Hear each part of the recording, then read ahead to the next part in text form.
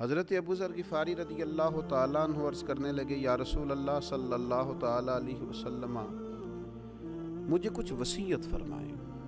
اب اس طلب کے ساتھ اور اس کیفیت کے ساتھ جب صحابہ عرض کرتے تھے تو پھر نبی پاک علیہ السلام کی رحمت بھی چھما چھم برسا کرتی تھی، اور وہ علم و حکمت کے خوبصورت قطرے جو صحابہ پر برسا کرتے تھے، ان کا فیض اللہ تعالیٰ نے امت مسلمہ کو بھی عطا فرمایا۔ اور صحابہ نے جب ان باتوں کو روایت کیا اور محدثین نے جب ان کو نقل کر کے محفوظ کر کے امت تک پہنچایا، تو ہماری روحانی تربیت کے لیے، ذہنی آسودگی کے لیے، دل کے بند دریچے کھولنے کے لیے وہ عظیم سرمایہ ہمیں میسر آیا۔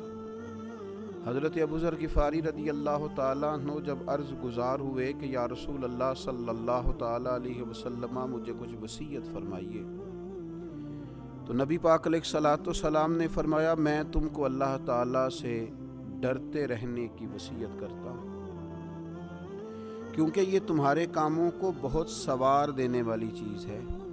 یعنی حضور نے وصیت بھی فرمائی اور اس وصیت کی حکمت بھی بیان کی، اس پر عمل کرنے سے جو خوبصورت نتیجہ برآمد ہوگا وہ نتیجہ بھی بیان فرمایا۔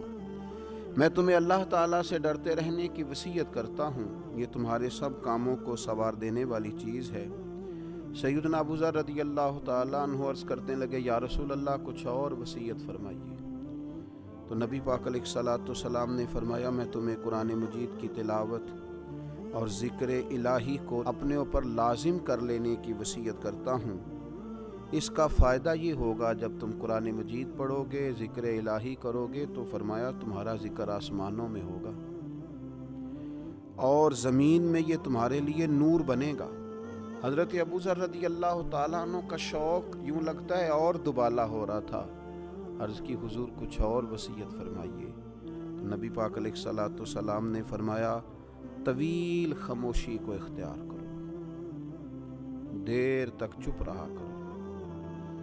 فرمایا، اگر تم اسے لازم کر لو گے تو یہ چیز شیطان کو بہت زیادہ پھٹکارنے والی ہے، دور کر دینے والی ہے، اور تمہارا طویل ٹائم خاموش رہنا، لمبا وقت چپ رہنا تمہارے دینی کاموں میں تمہارا مددگار ہوگا۔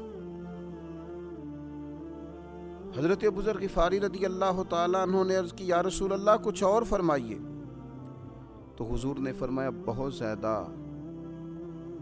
ہنسنے سے بچو، کیونکہ بہت زیادہ ہنسنا دل کو مردہ کر دیتا ہے اور چہرے کے نور کو غارت کر دیتا ہے۔ کہتے ہیں میں نے عرض کی، یا رسول اللہ کچھ اور فرمائیے۔